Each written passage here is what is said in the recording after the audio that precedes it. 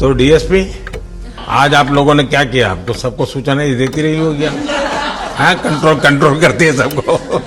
Sir मेरे को आपकी स्किन केयर रूटीन पूछना है। बहुत ग्लो करते हैं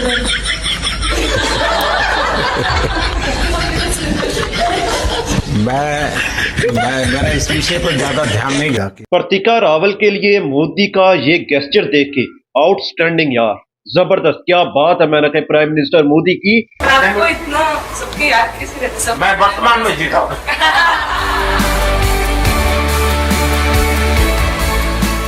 आपको कोई कुछ दे नहीं रहा सर बैठे। क्या पसंद है?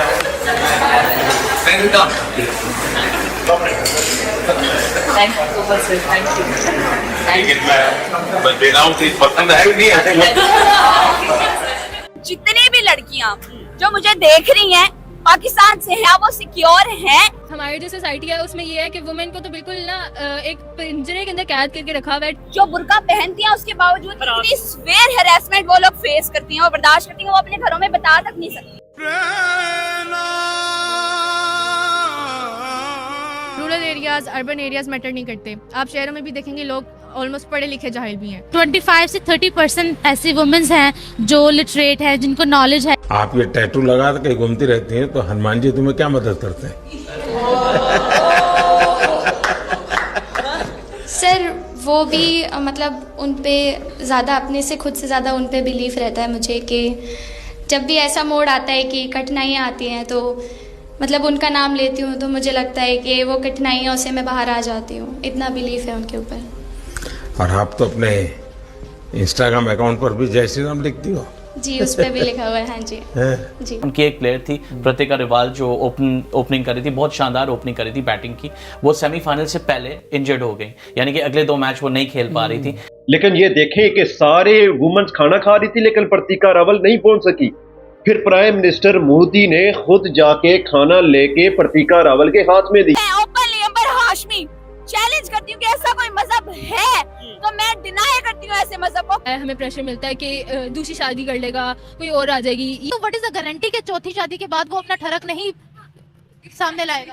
एग्जैक्टली। मजहब के नाम पे आप मासूम औरतों, मासूम बच्चों के ऊपर जुल्म करें। पाकिस्तान में 47% या 49% पढ़े लिखों की तादाद है, वो भी उनमें पढ़े लिखों में शामिल आते हैं जो सिर्फ अपना नाम लिख सकते हैं। इंडिया से कश्मीर लेना, जरा हाथ खड़ा करें। इंडिया से कश्मीर आजाद कराना, खुद को आजाद नहीं करना। बहुत कम ऐसा होता है कि हमारे एशियन कंट्रीज में वुमेन क्रिकेट को वो वैल्यू, वो इंपॉर्टेंस मिले। इंडिया में वो वैल्यू, वो इंपॉर्टेंस मिली है। ये होता है एक बड़े लेवल का, जब प्राइम मिनिस्टर बड़ा दिल होता है तो वो ये हरकतें करता है। बीसीसीआई जो उनका बोर्ड है, उनकी तरफ से उनको इनाम दिया गया है 51 करोड़ का, which is $5 million US। That's a lot of money. जो मुझे देख रही हैं पाकिस्तान से हैं, इंडिया से हैं, जहाँ से भी हैं, मेरा उन सबसे सवाल है, क्या वो सब की सब लड़कियां अपनी विल से, अपनी मर्जी से पर्दा करती हैं? और अगर वो कर भी रही हैं, जैसे भी कर रही हैं, अपनी विल से कर रही हैं, किसी और की विल से कर रही हैं, फिर भी क्या वो सिक्योर हैं? यही खबर अगर इंडिया से आई होती, ठीक है, बल्कि आई भी थी आज से कुछ साल पहले, अल्लाह अकबर गल वाला वाक़या आपको याद होगा, इन सबको भी याद होगा। ठीक है, बड़ा वायरल था। मैं जरा क्लियर कर दूं कि अल्लाह अकबर गल जी, इंडिया में निकाब पे पाबंदी, बाई पे पाबंदी लगा दी। हाय हाय मच गई इधर, मुसलमानों पे जुल्म हो गया, ये हो गया। हालांकि वो प्रॉपर खबर क्या थी? क्या थी पता है आपको? सिर्फ इतनी सी बात थी कि एग्जामिनेशन हॉल के अंदर लड़की जो है वो नकाब करके नहीं बैठेगी। ठीक है, इसमें कहाँ जुल्म है, कहाँ जबर है? मेरी बात सुने, बोर्ड के एग्जाम्स आपने भी दिए हुए हैं, मैंने भी दिए हुए हैं। बोर्ड एग्जामिनेशन वाले सिस्टम में से हम सब गुजरे हैं। मैं लड़की हूँ, ठीक है, आपका तो चलो लड़कों का बोर्ड अलग होता है, सेंटर, लड़कियों का अलग होता है।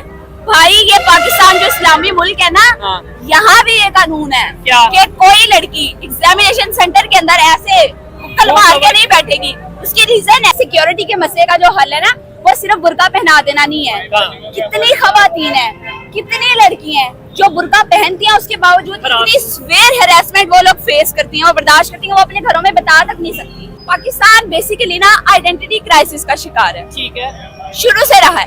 आप देखें, आजादी से पहले तुर्की के साथ हमारी एफिलिएशन थी, ठीक है, खिलाफत का निजाम था, हम लोग खिलाफत को फॉलो करते थे। लेकिन जैसे उन्होंने अपने रूल्स एंड रेगुलेशंस के अंदर, जैसे खिलाफत का निजाम खत्म हुआ है, जैसे उन्होंने वेस्ट को फॉलो करना शुरू किया, हमने कहा लो जी ये तो मुसलमान ही नहीं रहे। ठीक है, फिर हम सऊदीया की तरफ चले गए। हम सऊदीया की तरफ चले गए। ठीक है, सऊदीया से इन्वेस्टमेंट आना शुरू हुई, वहाँ से फंडिंग आना शुरू हुई। ठीक है। मदरसा कल्चर आप देख लें, बहुत सारी चीजें। हमारा अपना कल्चर किधर है भाई? हमारा अपना कल्चर है। मैं याद दिलाती हूँ, आप यहाँ जितने लोग खड़े हैं इनमें से पूछे, इनकी नानियाँ, इनकी दादियाँ, या बहुत दूर ना जाए, नानी दादी तक ही चले जाए, वो पहनती थी काला बुर्का। बहन का एक जवाब देना है। जी जरूर जरूर। बहन ने ये कहा है कि बुर्के का इस्लाम में नहीं है। अच्छा। बिल्कुल राइट है, अबाया का बिल्कुल भी इस्लाम में नहीं है। काला बुर्का, ये काला बुर्का नहीं, सिर्फ एक पर्दे का बोला गया है। लेकिन अगर आप अबाया पहनते हैं वो एक अफजल है। अच्छा ठीक है। अगर आप पहन लेते हैं ठीक है, नहीं पहनते तो कोई मसला आपकी नहीं। मर्जी अब सबसे बड़े जो आलिम है डॉक्टर जाकिर नाइक साहब है, अच्छा। उनकी एक बेटी अबाया पहनती है, एक नहीं पहनती। हालात हमारे ये हैं कि इन्फ्लुएंस हम वेस्ट से हैं, ठीक है। फॉलो हमने उनको करना है। मुंह पे हम कहते हैं वो हमारे दुश्मन है, वो हमें कंट्रोल कर रहे लाइफ हैं। भी उन्हें करते हैं। हम हर बंदा इतने डेस्परेट है, हम इतने डेस्परेट हैं कि जिसको हर दूसरे स्टूडेंट को पूछो किधर जाना है। ये मोदी का ये गेस्चर देख के आउटस्टैंडिंग यार, जबरदस्त, क्या बात है। मैंने कहा प्राइम मिनिस्टर मोदी की ये गेस्चर मुझे बहुत पसंद आया, क्योंकि प्रतीका रावल आपको पता है कि वुमेन्स वर्ल्ड कप के दौरान इंजर्ड हो गई थी, लेकिन प्राइम मिनिस्टर मोदी ने फिर भी उनको मुलाकात के लिए बुलाया था। लेकिन ये देखें कि सारे वुमेन्स खाना खा रही थी, लेकिन प्रतीका रावल नहीं पहुंच सकी। फिर प्राइम मिनिस्टर मोदी ने खुद जाके खाना लेके प्रतीका रावल के हाथ में दी है। ये होता है एक बड़े लेवल का, जब प्राइम मिनिस्टर बड़ा दिल होता है तो वो ये हरकतें करता है। पाकिस्तानियों, आपने मेरे पे गुस्सा नहीं होना, मैं वो हकीकत बता रहा हूं जो मैंने टीवी पे देखी है, सिंपल सी बात है, और मैं उस पे वीडियो बना रहा हूं। अगर कोई बंदा एक अच्छा काम करता है तो उसकी अच्छाई बयान करनी चाहिए, ना कि उससे जलना चाहिए। और मोदी का ये इकदाम मुझे बहुत जबरदस्त लगा भाई। प्रतीका रावल के लिए जो मोदी ने ये गेस्चर दिखाया, प्राइम मिनिस्टर मोदी ने, आउटस्टैंडिंग। यही कुछ होना चाहिए, यही एक प्राइम मिनिस्टर को सूट करता है और प्राइम मिनिस्टर की हाइप को क्रिएट करता है। जब ऐसे गेस्चर प्राइम मिनिस्टर एक बड़े लेवल का करेगा, एक इंडियन वुमेन्स के लिए, वो भी इंजर्ड है और उसके हाथ में खाना लेके जा रहा है, खुद पेश किया है। अगर बाकी वुमेन्स खा रही थी तो वो नहीं खा रही थी बेचारी, क्योंकि वो इंजर्ड थी, वो कुर्सी पे थी। तो प्राइम मिनिस्टर मोदी ने खुद खाना उठा के और प्रतीका रावल के हाथों में दिया। जबरदस्त गेस्चर था, आउटस्टैंडिंग था। और प्राइम मिनिस्टर मोदी ने जो मुलाकात किया वो भी आउटस्टैंडिंग रही है।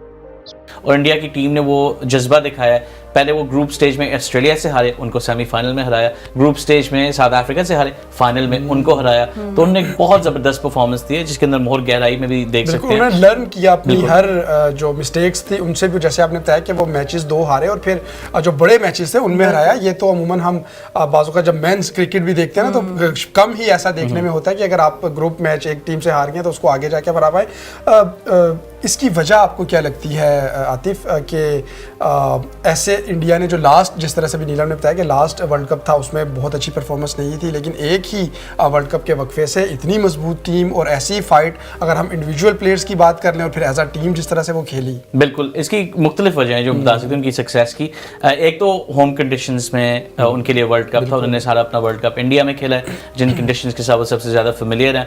और बाकी टीमों के लिए शायद थोड़ा सा टाइम लगा होगा इसमें एडजस्ट करने में, लेकिन ये सबसे बड़ा फैक्टर नहीं था, ये बहुत छोटा फैक्टर था। उसके अलावा उन्होंने बहुत ज़्यादा, इंडिया के पास रिसोर्सेज हैं, इंडिया के पास दुनिया की सबसे बड़ी वुमेन्स क्रिकेट लीग है, बल्कि वो इतनी बड़ी लीग है कि मोस्ट मेंस लीग से भी बड़ी है वुमेन्स प्रीमियर लीग जो है। ये उसके 10 करोड़ कह रहा हूँ, 951 इंडियन करोड़ का ब्रॉडकास्टिंग कॉन्ट्रैक्ट है, जो बाकी सारी मेंस लीग्स जिस पर खवातीन जो है वो पाकिस्तान में रहते हुए फेस करती हैं, उसके पीछे की क्या वजह है? खवातीन को अपने बेसिक राइट्स नहीं पता, उनको अपने लॉज नहीं पता। अब और जिन औरतों को पता भी है वो कोर्ट्स में जाने से गुरेज करती हैं, क्यों? क्योंकि उनके घर में उनको उस तरह से आज़ादी नहीं दी जाती, हमें कॉन्फिडेंस नहीं दिया जाता पेरेंट्स की तरफ से, या फिर हम कह दें कि अक्सर भाई बहुत गुस्से वाले होते हैं, हम बात नहीं करेंगी।